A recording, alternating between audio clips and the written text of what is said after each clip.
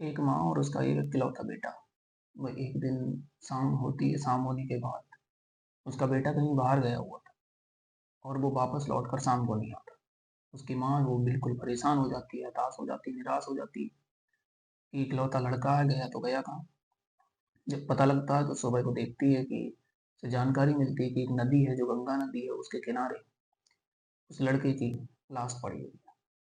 तो नमस्कार दोस्तों, मैं मैक्स एक बार आप सभी का स्वागत करता हूँ अपने यूट्यूब चैनल में।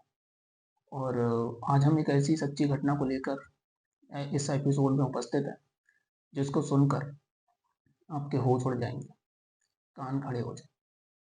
अगर इस मामले की बात करें हम, तो ये मामला जो है वो रविदास बस्ती पड़ती है हरिद्वार, उत्तराखंड का है। वहाँ एक परिवार रहता है। उस परिवार में एक बेटा, एक माँ और एक पिता, तीन लोग रह रहे होते हैं। बेटा छोटा होता है, बेटे की पढ़ाई करवाई जाती है, अच्छे से स्कूल में दाखिला करवाया जाता है। जो पिता होते हैं उसके, वो नगर निगम पड़ता है जो हरिद्वार में, जो उसमें ही जॉब करते हैं। यही सब कुछ चल रहा था। पिता जॉब करते, शाम को घर आते, बच्चा पढ़ने जाता, पढ़ने के बाद अच्छे से घर आता, माँ घर पे रहती, खाना पीना बनाता, सब कुछ अच्छे से चल रहा था। एक दिन ऐसी घटना घटती है कि जो उस लड़के का पिता था, वो पिता एक दिन उसकी मृत्यु हो जाती है, एक्सपायर हो जाती है। होने के बाद बिल्कुल परिवार जो था वो एकदम टूट गया। करे तो करे क्या, क्योंकि इकलौता बेटा था, वो भी उतने टाइम छोटा था। माँ थी, तो माँ भी कहीं कमाने नहीं जा रही थी, बेटा भी कुछ करने के लायक नहीं था। तो परिवार बिल्कुल परेशान था। लेकिन हुआ ऐसा कि जब उसके पिता, लड़के के पिता का जो देहांत हुआ, लड़के का जो नाम था वो था यश, और उसके लिए उर्फ उसे क्रिस बोलते। उसके पिता की मृत्यु के बाद जो जॉब करते थे उसके पिता नगर निगम में, तो उनके बदले उसकी माँ को जॉब मिल जाती है। धीरे धीरे उनके घर की जो घर गृहस्थी खराब हो रही थी, जो अर्थव्यवस्था खराब हो रही थी, वो धीरे धीरे पटरी पर आती है। माँ कमाने चली जाती है रोज, और जॉब करती, जॉब करने के बाद अच्छे से अपने लड़के को पढ़ाती और घर को अच्छे से चला रही थी। इसी बीच हुआ ये कि उसका एक भतीजा था, मतलब बोले तो उसका चचेरा भाई, लड़के का यश का जो चचेरा भाई होता, उसका नाम होता अमित कटारिया, जो वहीं पर पास में ही मकान था उसका, वो भी पास में ही वहीं रहता था। तो अक्सर आया जाया करते, कोई परिवार का मामला था तो परिवार में नहीं जाओगे तो कहाँ नहीं जाओगे। तो वो भी अक्सर घर कोई काम पड़ता है, कुछ भी होता, कोई दिक्कत होती तो वो आता और जाता।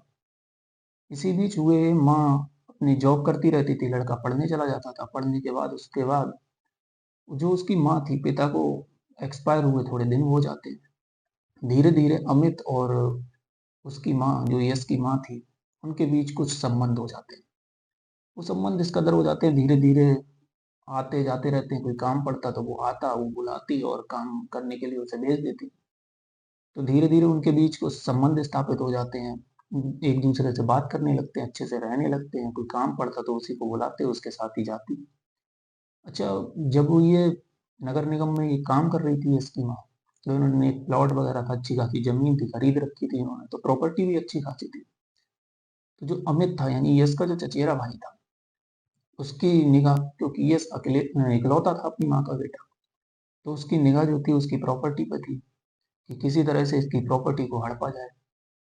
तो जो उसका चचेरा भाई अमित कटारिया था, तो वो कुछ ना करके उसने उसकी जो माँ थी उसी से अवैध संबंध स्थापित कर दिए।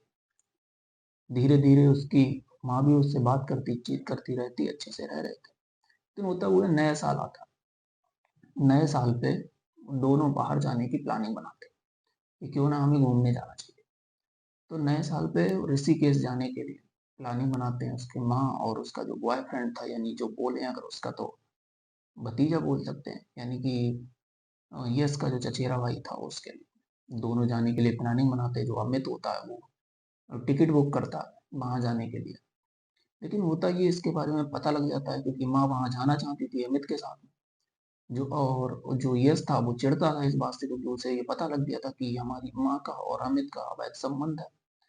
तो वो आने जाने के लिए भी घर पे मना करता था, लेकिन माँ मानती नहीं थी उसकी। तो जब वो वहां जाने के लिए प्लानिंग करते हैं, अमित टिकट बुक करता है, सब कुछ करता है, लेकिन यश अपनी माँ से एक दिन जब जाने के लिए माँ उससे बोलती है, तो वो मना कर देता कि अगर मम्मी तुम अगर वहां गई तो अच्छा नहीं होगा।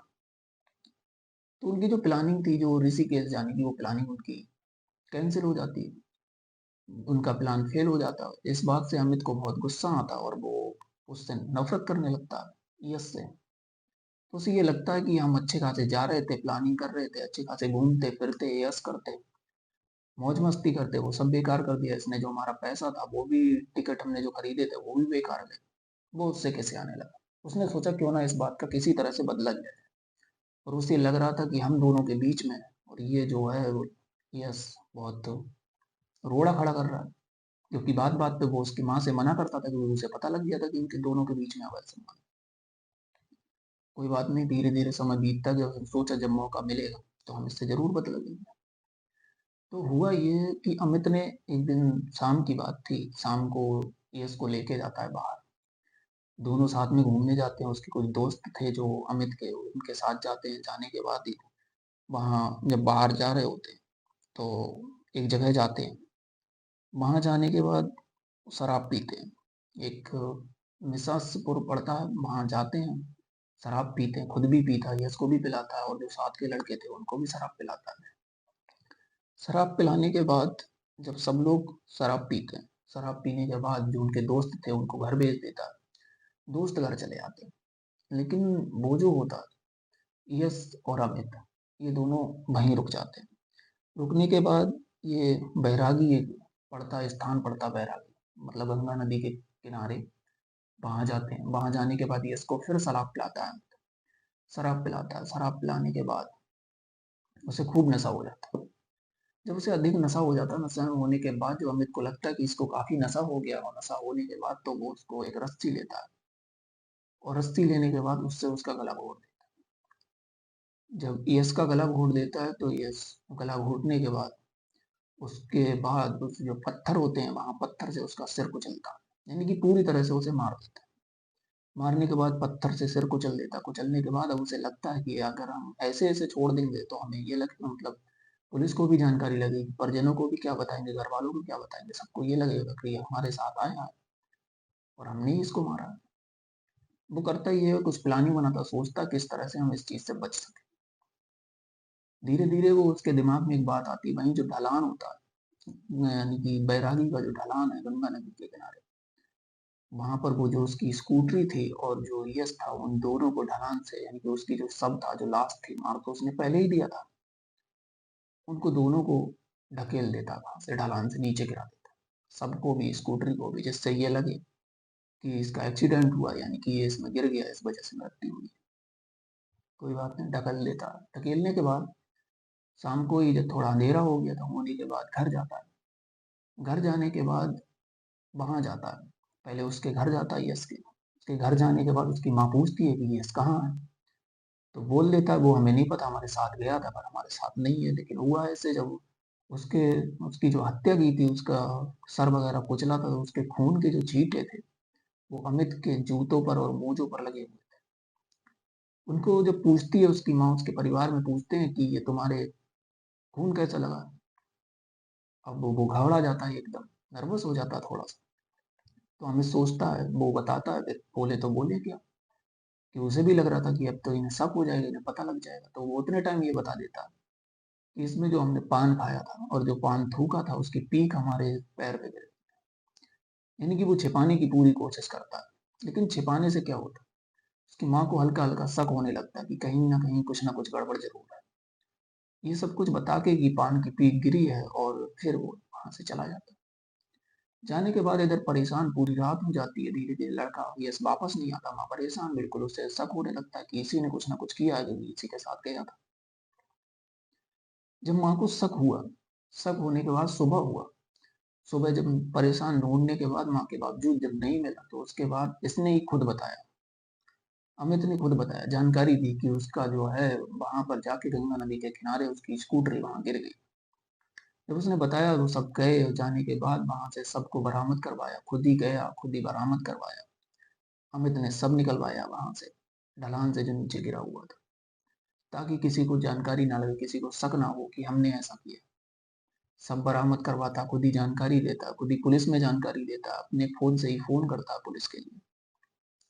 पुलिस भी आती है, पुलिस जानकारी लेती, सब कुछ पता लगता, लेकिन माँ को इधर पूरी तरह से शक था। इधर यश की एक बुआ थी और बुआ को भी पूरी तरह शक था कि अगर यश को किसी ने मरवाया या मारा है, कुछ हुआ, तो वो बोली अपने आप ये नहीं मरा है, तो ये इस पे ही शक है। वो पहले से ही बोल रही थी कि अमित ने ही ऐसा किया।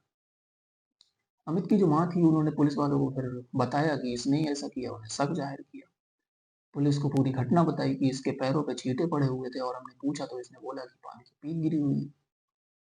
कोई बात नहीं, पुलिस को जानकारी ली, पुलिस ने उसको गिरफ्तार किया। गिरफ्तार करने के बाद पुलिस ने फिर उससे पूछना शुरू किया। जब अमित से पुलिस ने पूछा तो अमित ने ये बताया, नहीं हमने ऐसा नहीं किया, ऐसा कुछ भी नहीं। जब पुलिस ने कड़ाई से अपने भाषा में और खूब तेजी से कड़ाई से पूछा, फिर उसने सारी सच्चाई उगली, सब कुछ बताया उसने कि क्यों हम मारना चाहते हैं, क्या वजह है। फिर उसने बताया कि हम और इसकी माँ दोनों लोग एक दूसरे से बात करते हैं, एक दूसरे के साथ रहते हैं, और ये चीज़ इसे पसंद नहीं थी, और हम दोनों ने जो टिकट कराया था वहाँ ऋषिकेश जाने के लिए, घूमने के लिए नए साल पे, वो इसने सब प्लान कैंसिल करवा दिया हमारा, हमें जाने नहीं दिया साथ में घूमने के लिए। इस वजह से हमें इससे खुश थी, यानी कि हमें इससे नफरत थी। फिर कोई बात नहीं, जब पुलिस को सारी जानकारी मिलती है, जानकारी मिलने के बाद जब पता चलता है, उससे पहले एक इसको वहाँ ले जाने से पहले, मारने से पहले मॉल भी लेके जाता। मॉल ले जाने के बाद वहाँ से कपड़े, जूते वगैरह सारी कुछ खरीदवाता। खरीदवाने के बाद, क्योंकि उसके वहाँ से जूतों का एक जो टैग होता है वो भी बरामद होता है उसकी लाश के पास से। तो पुलिस जो है उसका फ़ोन, उसकी टी-शर्ट वगैरह सारी कुछ इसकी अपने पास ले लेती है। लेने के बाद पुलिस ने उसको गिरफ्तार कर लिया है, बाकी अगले की जो कार्रवाई है वो पुलिस अपनी कार्रवाई कर रही है। तो आजकल ऐसी-ऐसी घटनाएँ हमारे सामने आती हैं जिनको देखकर बिल्कुल दिल परेशान हो जाता है, झकझोर जाता है। क्योंकि लोग समझ में नहीं आता है, ऐसे-ऐसे संबंध चल रहे हैं। एक माँ यानी कि समझ लो चाची है, एक भतीजा है, ऐसे-ऐसे संबंध सामने निकल के आते हैं। इकलौता बेटा था, इकलौता वारिस था, क्योंकि उसकी प्रॉपर्टी पर सारी निगाह थी कि 1.25 करोड़ के समथिंग उसकी प्रॉपर्टी थी, उसने नगर निगम में काम करती थी, अच्छे से रहती थी। तो अमित को लग रहा था कि अगर ये ज़िंदा रहेगा, ये रहेगा तो ये वारिस होगा, अगर ये रास्ते से हट जाए तो ये सारी प्रॉपर्टी हमारी हो जाएगी। तो इसलिए उसने उसको मार दिया रास्ते से हटाने के लिए। तो ऐसी घटनाएँ आजकल आए होते समाज में होती रहती हैं। इन चीज़ों से बचें, अच्छे से रहें हमारा समाज। जो हमारा इस कहानी को सुनाने का ये उद्देश्य नहीं है कि किसी की भावनाओं को ठेस पहुँचे या आहत हों। बस हमारा उद्देश्य इतना सा है कि समाज हमारा जागरूक हो और एक सुदृढ़ समाज बने और लोगों को जानकारी हो, इन चीज़ों से अवेयर हो, ऐसी घटनाओं से बचें। तो आप इस कहानी से क्या सीखे, आपको क्या समझ आया, वो कमेंट सेक्शन में ज़रूर बताएँ। कहानी कैसी लगी वो भी बताएँ। उससे पहले आपसे रिक्वेस्ट करना चाहेंगे कि अगर आपने अभी तक हमारा चैनल सब्सक्राइब नहीं किया, तो चैनल को ज़रूर सब्सक्राइब कर लें। बाकी मिलते हैं एक नए एपिसोड में, अगली कहानी में। तब तक के लिए थैंक यू, धन्यवाद, जय हिंद।